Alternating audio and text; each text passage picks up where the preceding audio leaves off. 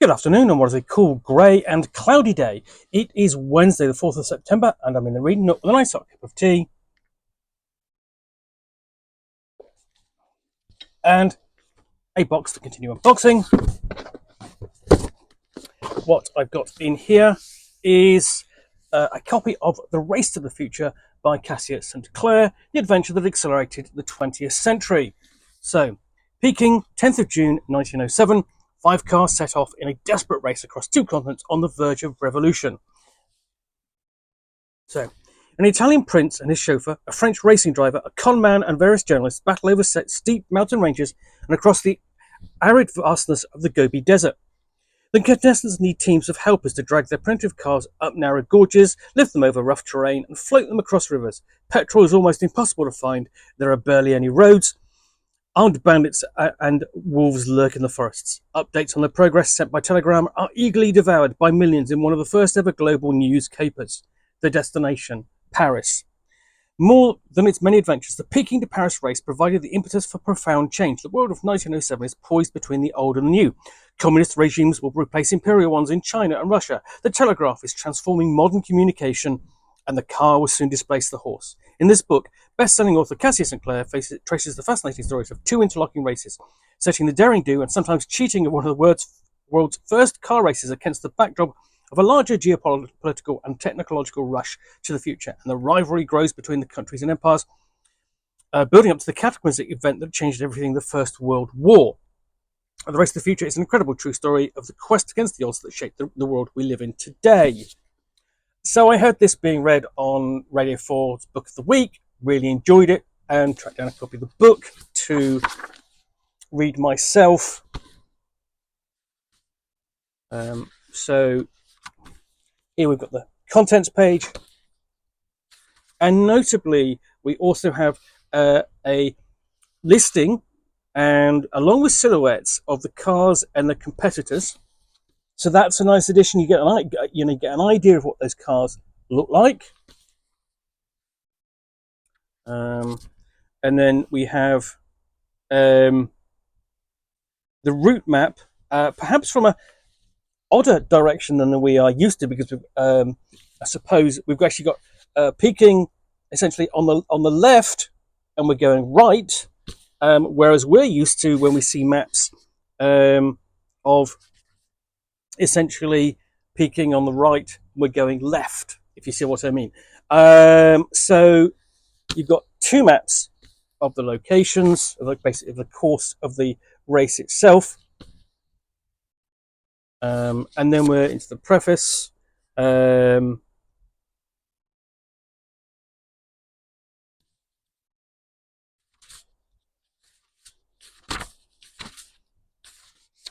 And essentially prologue and an image of one of the drivers at the start of the race. So this is essentially a book about a great caper, a great race across 2 continents. And we do actually kind of forget that the early 20th century, of course, was absolutely fascinated by the technological changes that were brought about by the coming of the motor car, the coming of the aeroplane. You have the Gordon Bennett Prize for various endeavours. Yes, really, there was a Gordon Bennett, and he did actually give out prizes for various things. There's the Gordon Bennett Cup, and this is almost like the precursor to the Paris-Dakar rally. Essentially tests feats of endurance, when essentially you are driving across, vast countries on vehicles that are barely designed to be able to cope with the roads of Europe, which are essentially metal. Basically, they're tarmac metal roads, used to dealing with horses and not vehicles, but they've made the accommodation. Whole cities and towns and the road structures between them are making that accommodation for them, but no such accommodation exists, in great swathes of the world. So this is essentially going section by section, say from Calgon to Urga. So essentially, you've also got the sense of movement and the travel log with this book. And essentially, you've got a shot here of how what the world was like before the coming of a car, how horses were prevalent everywhere. They were as ubiquitous on the streets of major capitals, major cities and towns as much as the car is today. So where today we have an industry and infrastructure set up for the car.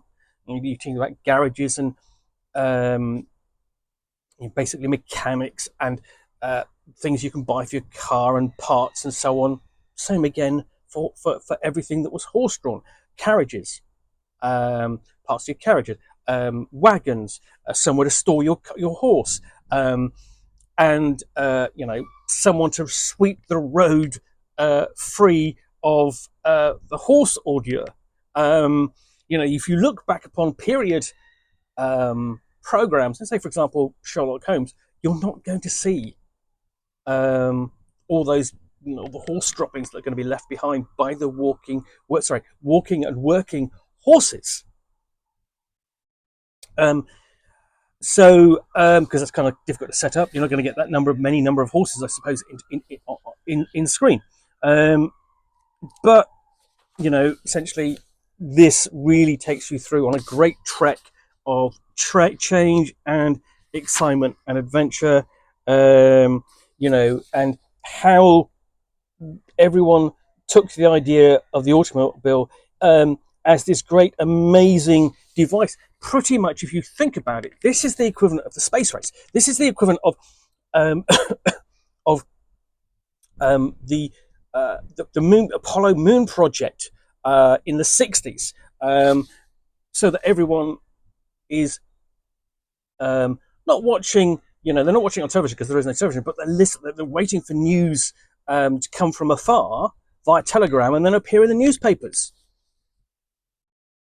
And how that would essentially, accepted and changed society, including, use of vehicles in warfare instead of, horses and so on.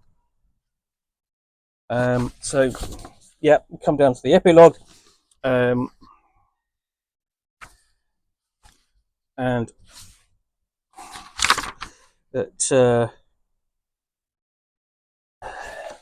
we even got late runners for the race, trying to restage it, and we have quite a lengthy after section of acknowledgements and picture credits, and then notes. Basically, in some ways, the notes are always the interesting part to read, especially if they add extra details. Sometimes they do, sometimes they don't.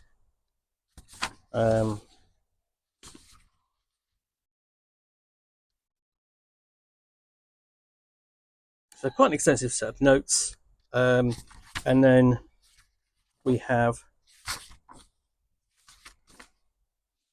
a bibliography, including a full list of newspapers referred to throughout. So that's quite an extensive list. And then finally, the index